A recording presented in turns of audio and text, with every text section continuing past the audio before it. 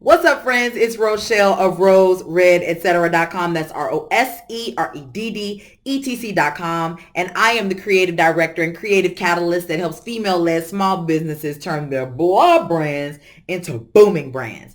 And I do that through good branding sense and stellar design. Welcome to day 3 of my Branded for Real series, where I give you tips, tools, tricks, and resources to help you attract more clients, build community, and get those coins time and again. Today, we're going to talk about something that we all experience, which is comparison.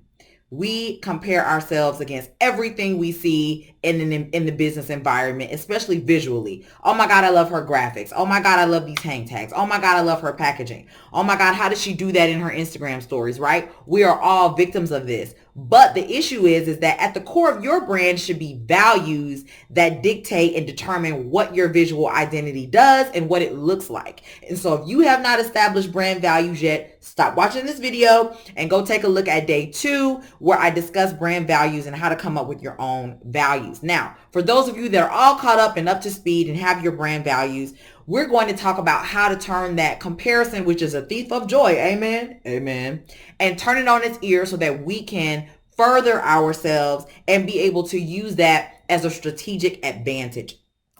So, first thing I want to tell you is what I like to call this comparison thing is called comparative paralysis, right? And so what that means is we compare ourselves against our counterparts, people that are in our industry, people that we're competing against, people that are outside of our industry, and we allow that to stop us cold in our tracks. Mostly it's because we're worried about what people are going to say. Do they think that I post too much? Do they think that I stole this? Do they even think that I'm knowledgeable?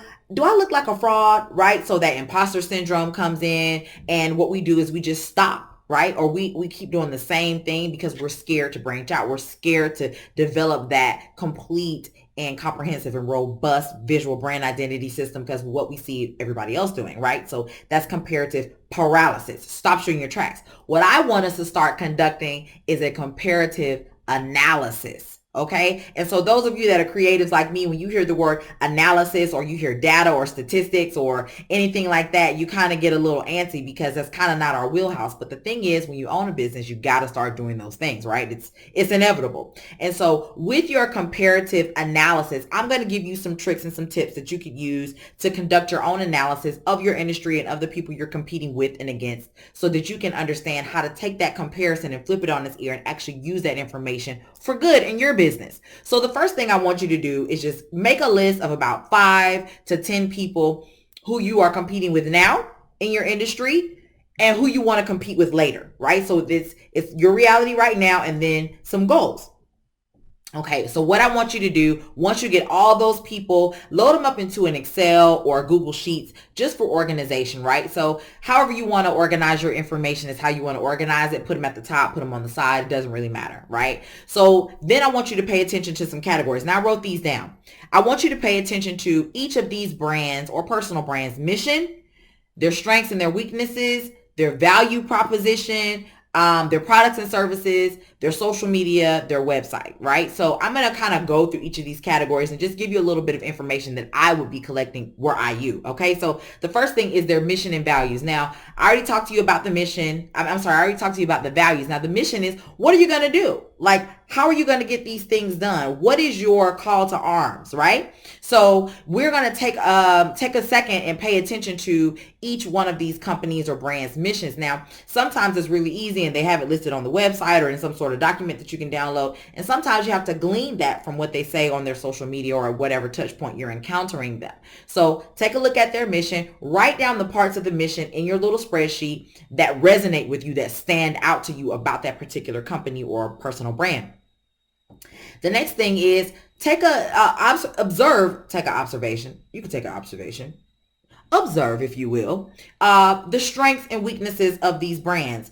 Could it be that they're really great on when it comes to engaging with their clients and people who are purchasing things from them on social media, or their touch point is their brick and mortar stores run really, really well. The aesthetics are great, or maybe they're great with food, but not so good with keeping the restaurant tidy, or whatever it may be, right? Whatever it is from your perception, what are their strengths and what are their weaknesses? And sometimes you can go on Yelp or Google and see the reviews and be able to pick some things out. Or sometimes you can look in the comments under, if they have social media that where their customers have engaged with them on social media. So just look at all their touch points and see what information you can glean about their strengths and weaknesses, and throw that in your spreadsheet.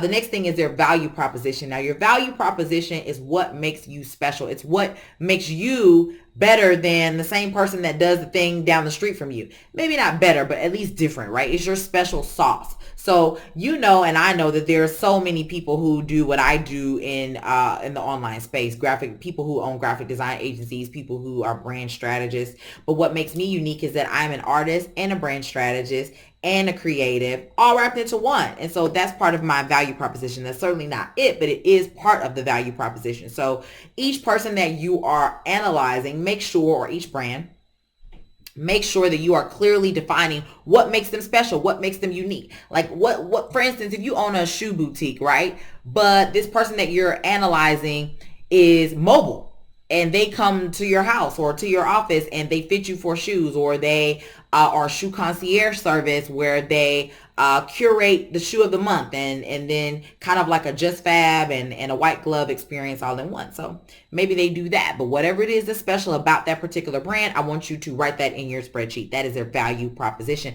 The next thing is analyze their products and services. Now, this is a really great one, and this is an eye opener, because we all may sell cookies, but they may sell their cookies in a different way for a different purpose. Maybe they're medicinal cookies. Maybe they're cookies that help you produce more milk if you're nursing. Maybe they are cookies that you need to eat when you're feeling low.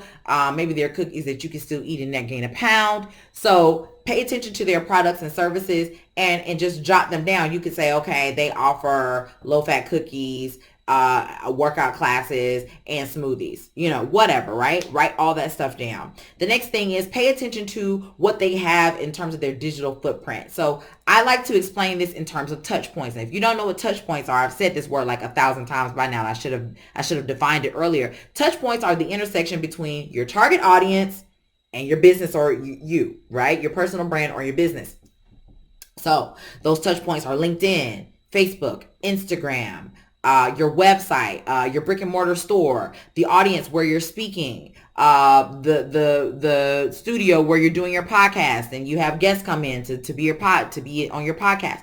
Wherever people are and your business are, that is the touch point. Okay. So you want to make sure you're evaluating your counterparts and your competitors' touch points. What are they doing at these touch points? How are they engaging their audience? How are they pulling people into their community? How are they supporting people who have bought their products? Touch points. Okay.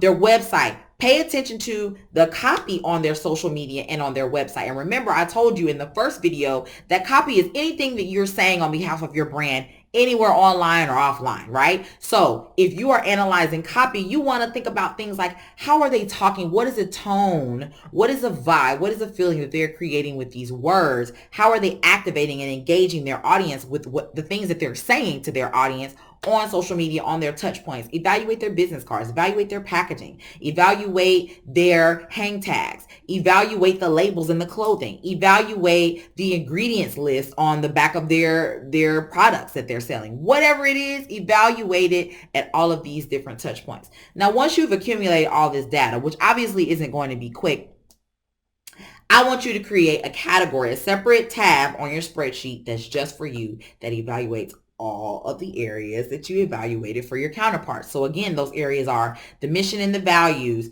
the weaknesses and strengths, the value proposition, the products and services, the touch points, social media, website, etc., right? And I want you to be honest with yourself. Some things you're going to do way, way better than your counterparts and competitors, and some things you won't, right?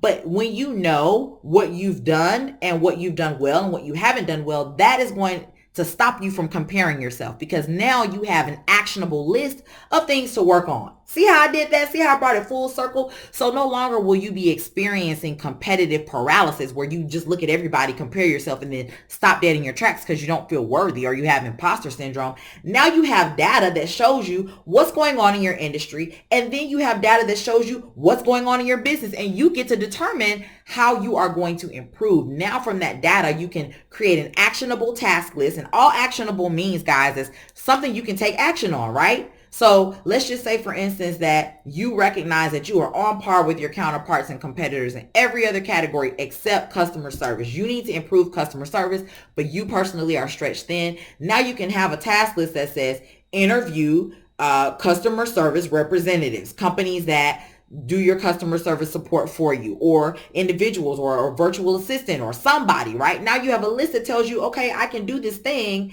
and improve my business exponentially. And I know you're like, well, I thought this was about visual brand identity. It is because once you know what you're working with and what everybody else in your industry is working with, you can create visuals that pull people in based on data. Because when you create visuals that are based on what you feel and I kind of think and I really like, you're building a monument or brand or business that is dedicated to your likes and dislikes and not those of your target audience. So get out of that comparative paralysis and you start conducting competitive analysis, and you will be well on your way to creating a visually stimulating brand that's magnetic and attracts all the people that you want to be working with.